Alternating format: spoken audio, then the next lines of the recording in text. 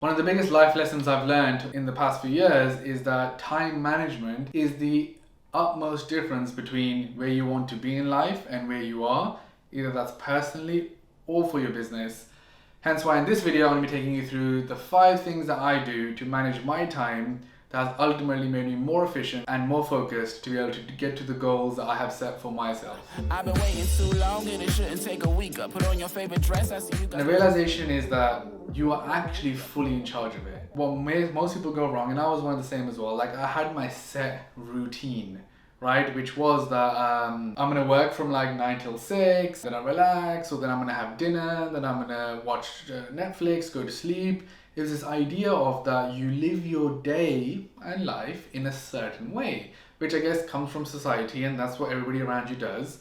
But if you were to, for a second, take that all away and think of, I am in complete in charge of my time and I want to design my day, week, life to what I think is best for me, and so I can make sure I'm doing everything that I actually dream and inspire to do. Your mind kind of like opens up to the possibility of there is more time in the day if you are truly in charge of it, and you can do way more than you can do. The biggest phrase everyone says, there's not enough time in the day, I don't have enough time. From the most successful person to whoever you look up to, whoever inspires you, as cliche as it sounds, everyone has the same amount of time. So how do they do it? So these 5 things is what's helped me build my business and even personal life, which we'll run through now. So number 1 is actually using a calendar, which sounds very, very simple, but it means using a calendar for everything you do in your life. Personally, I use Google Calendar, works best for me, syncs with everything that I do. One cool thing that I like is that I can set myself reminders, so if something is about to start, as in a new event in the calendar, I'll get notified. But fundamentally what I mean everything you do, map it out. So what I do is on a Sunday, I'll sit and plan the week, hour by hour, the whole week. And this is where you start meticulously planning that what you're going to do. And you'll soon realize all like the dead time and the waste of time and everything else. And naturally, you will start to put things into your calendar that are the most important to you. Not just for work, even personal. That might be go for dinner with somebody. That might be call your mom. That might be do X report that you need to prep, or XYZ research you're doing. Whatever those things are, if you start to actually map it out, you should have your day completely planned out. And in that plan, there could be a 3 hours of whatever fun or whatever. It doesn't mean that you're going to be boring. It just means that you know that from 6 p.m. to 9 p.m. I'm out with my friends. Put that on your calendar. So you actually know mentally where are and what's going on. That also helps with never feeling like you're behind. It really helps mentally like know you're actually doing good. I used to have this problem of just working hard, doing lots of stuff, that you then start thinking, am I doing enough? Am I doing this? Am I doing that? So what I found was that if I had a plan and I stuck to it, mentally you feel like you trust yourself, right? So you're mentally like, cool, I've done everything that I said I was going to do. That means this is a good day. That means this is a good week. That means this is a good month. Then over time, you'll have to see, like, am I really good at planning or not?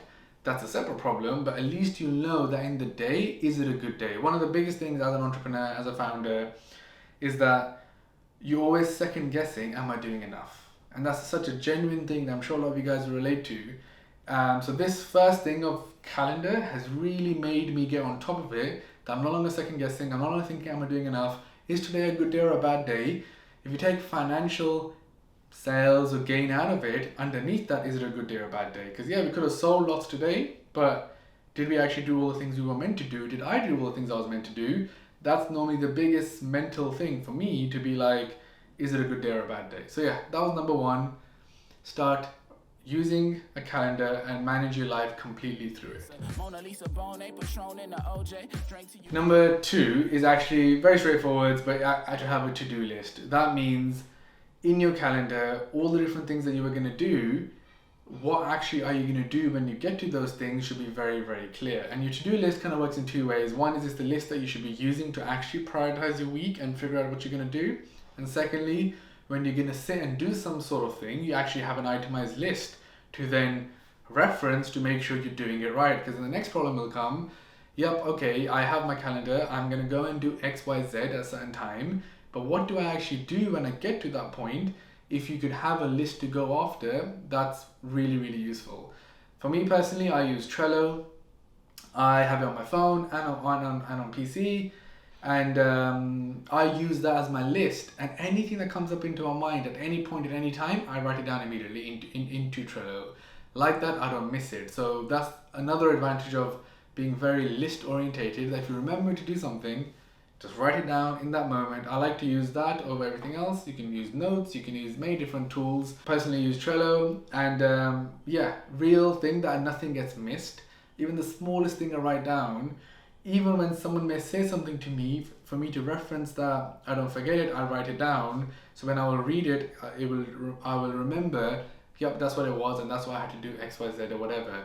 So it's just, again, a habit of writing everything down, organizing a to-do list from that, and then making sure it goes into your planning. And then number 3, probably I would say the most important one, which is focus blocks. And this, what I have recently started doing, I guess since the fundraise, which was about 6 months ago, I raised $11 million. And this has been the biggest thing since that point, because I have such a huge job now. I need to deliver growth for the business. I need to make sure, my family's happy and everything else as well. How do I manage this? How do I make sure we're doing the right stuff? Because there is true, when you have a team of 90 and you're getting unlimited Slacks and messages and this, I can spend my time on so many things that I could essentially not grow the business or mess up or whatever. Like, the risk is so high. To control that is to have focus blocks in my calendar with actual different focuses. So what I mean by that is the following. That is, if I left it naturally, a week would go by and I'll just be on phone calls and meetings and whatever, and I would not be moving forwards. So the things that I deem to be most important, I put them in my calendar as blocks before everything else. Because that's like the stuff that I need to do no matter what. That's the stuff that's going to make me go forwards. That could be business or even could be personal. For example, right now I'm looking to move to the US, so I have to apply for a visa, I have to find a place to live or whatever. So I have a block in my calendar which is US research. If I don't keep doing that, and if I don't apply for the visa at the right time, I can't travel at the right time, it'll be a big problem. Stuff like that, it's about like having the exact focus things you want to focus on, you have them in your calendar. Right now I'm working on a few new things to launch at Gemflow whilst managing everything else, and it's about having those focuses in that really, really helps. That could even be for yourself, even with your team. That would be the number one thing I would say for you to make the most of your time. Sometimes a day has gone by and I've done worked on 3 new things we're going to launch, worked on 4 things for current stuff, interviewed 7 people. It's only because I scheduled my calendar and I had clear focuses on things I want to do. But in order to achieve that, you got to be strict. Right now as I film this video, I'm currently in a focus of a content block, which means not to answer any messages, Slack notifications are off, email is off, I don't have notifications on my phone anyway. All of that is needed. You have to be strict to then actually focus and get it done. And then if you start getting very siloed, you actually get really into it. That's another thing. Part of the focus is the actual word focus, is to truly focus on one thing and get your mind and get absorbed into it, so then you can actually do your best. Because the other thing I found from experience is that when you try and do lots of things at once, you end up doing a very low quality piece of work across many things. That even could be spending time with family. So I have a young daughter, so my block with her would be between 8 to 10 p.m. She sleeps late, so that means put my phone away, put everything away, and my focus is purely with her to engage and have a good time with her. Makes me feel happy, she'll be happy, I enjoy it, but it's focused. That whatever you want to do, focus on that thing and do that and see what happens. Number 4, a quick easy one which will save you a lot of time is automation. What I mean by that is anything that you go and search for yourself or you go and do yourself, find a way to automate it. That will essentially save you time, right? And things could be, this is mainly for as you're working. If you go and look for some data, for example, if I was going to look at social media analytics, instead of me going and looking on my YouTube, Instagram, LinkedIn and seeing all the growth, create a report, have someone else do it. Essentially, it's delegation slash automation, either via software or through people. What can you do that you can buy yourself more time back from? Obviously, there are lots of resources. You can hire virtual assistants now. There's many things you can do to get things come to you in an automated way rather than you searching. That could be in the morning, you want to hear the 10 main stories in your industry, who's doing what. That can come to you instead of you sitting and searching. Many things you can automate in that way. But yeah, look at what you do today that can be automated and will take away from you spending time yourself to do something. And number 5, the one that probably impacts everything I've just said so far, is preparation. That will give you time back like nothing else, because what I found from experience was that before you get on a phone call, before you have a meeting, before you do anything, if you actually had the preparation in place from yourself and from others, how more efficient and effective that is. So what I mean by that is, if you're gonna have a meeting, imagine you were to spend 5 minutes sending an email 2 days before. Can everyone please prepare, let's call it, if it's a social media strategy meeting, can you prepare what's happened in the last 3 months, what worked, what didn't?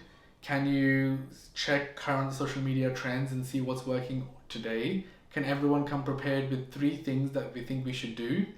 So when you get onto the meeting, you're not doing all of that. The people have done thinking, and then you arrive at the meeting and you're like, right, okay, let's go. One more step would be, if people have the time, is that they could even email that, and then on the phone call, you are just discussing the outcome and getting to the result faster. This has come from so much time I've wasted on phone calls and meetings and working with clients and everything, that you get on, you start discussing from the very beginning when you get there. I actually learned this from, it's actually a tip from Jeff Bezos, which said that he has everybody prep before a meeting.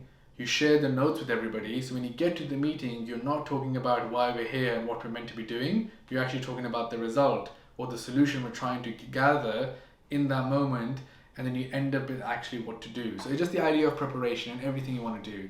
That is, if you're going to the gym, you should know what exercises you're going to do, in which order, whatever, so you're prepared. So you're not getting to the gym and standing around thinking, what should I do next?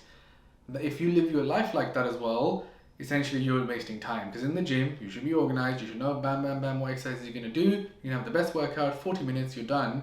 Instead of, I'll see what I can do, I'm going to walk around, see what machine I feel like doing, I'll do that. Your effectiveness of your workout is not going to be the same. So that's kind of like the approach, that you prepare for every single thing you do. So there you go, that's my 5 tips. I feel like I'm learning, I'm investing a lot more into kind of how do I improve my own efficiency, and this is some of the stuff that I've learned.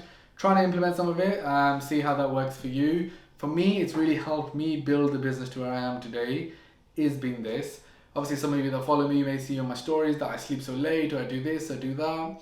And it is all planned actually, because I'm meticulously planning. For me, that is Monday to Friday, I am sleeping less, which normally is about 6 hours, because I'm trying to maximize my efficiency through other things I want to do in the week, because I have a lot to do now that essentially I need to sleep less. But the counter of it is that on a Saturday I end up sleeping a bit more than usual, so instead of 8 hours I'll sleep 10 hours. That helps me recover for the week. But when I look at work output at the end of the week, it's higher than it used to be by using this approach. Again, going back to the very start of the video, make your own approach. It's your time. Choose how to live it yourself, organize your day, life, everything around that, so you can grow as a person, grow your business, be happy, and everything else that you want to do. So anyway, I hope you like this video. I've got a ton more on my channel about things that will make you into a better entrepreneur. Check those out. Make sure you hit subscribe. Let me know what you're doing for your time management skills in the comments below, and I'll see you in the next video. Cause I'm on the cloud right now. Let's paint the town right now. Buy what you like, we don't browse right now.